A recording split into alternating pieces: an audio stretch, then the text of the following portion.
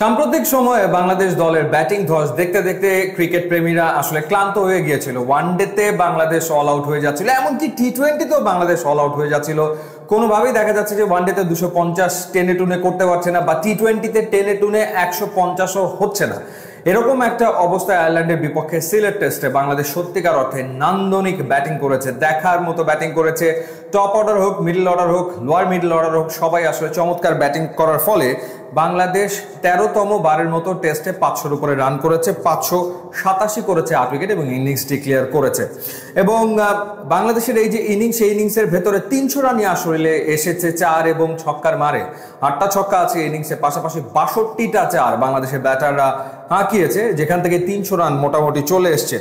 সুযোগ ছিল মাহমুদুল হাসান জয়ের সামনে রেকর্ডটা ব্রেক করার, মুশফিকুর রহিমের 219 টেস্টে বাংলাদেশের পক্ষে সর্বোচ্চ রানের ইনিংস, কিন্তু জয় সেটা করতে পারেনি। 171 এসে আউট হয়ে গেছে। মুমিনুল সেঞ্চুরি করার সুযোগটা হাতছাড়া করেছে। আগের দিন 80-র সাথে আর 2 রান যোগ করে 82-তে সে আউট হয়ে গেছে। তবে নাজমুল হোসেন শান্ত ক্যাপ্টেন চমৎকার ইনিংস খেলেছেন। তিনি তার ক্যারিয়ারের 8ম সেঞ্চুরিটা কিন্তু তুলে নিতে কোনো ভুল করেননি। যেভাবে আসলে শান্ত টেস্ট ক্রিকেটে সেঞ্চুরি করছেন, তাতে করে খুব বেশি দিন হয়তো লাগবে না বাংলাদেশের পক্ষে সবচেয়ে বেশি টেস্ট সেঞ্চুরির রেকর্ডটা হয়তো বা শান্তর হয়ে যাবে। 8টা তার হয়ে গেছে। সবচেয়ে বেশি হচ্ছে মুমিনুলের 13টা, এরপরে মুশফিকের রয়েছে 12টা। তো এগিয়ে যাচ্ছে আসলে শান্ত। 114 বলে 114টা 4, খুবই ভালো স্ট্রাইক রেটে অ্যাগ্রেসিভ ব্যাটিং করেছেন নাজমুল শান্ত এবং ক্লাসি সব শট, দারুণ সব শট খেলেছে, কোনো সন্দেহ নাই। লিটন দাস এসে তিনিও একটা সেঞ্চুরি পেতেই পারতেন, তিনি আউট হয়েছেন 60 রানে। 66 বলে 60 রান করেছেন, 8টা 4 এবং একটা ছক্কার মারে।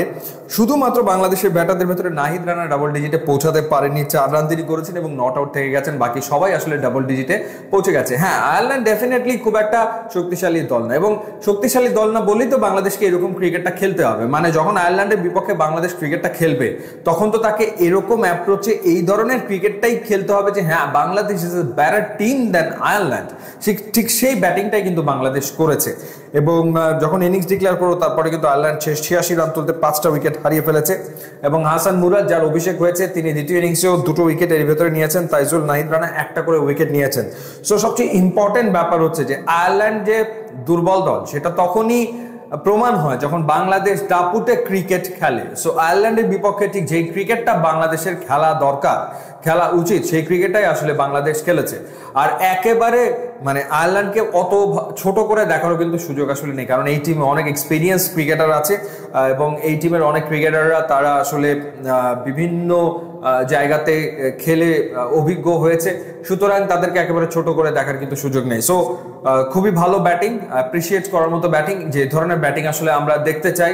ক্লাসি সব শটস, চোখে আরাম লাগার মতো বহু শট এই ইনিংসে আমরা দেখেছি। এই ধারাবাহিকতা বাংলাদেশ যদি ধরে রাখতে পারে, তাহলে আসলে ভালো রেজাল্ট ডেফিনেটলি সামনে আরো আসবে।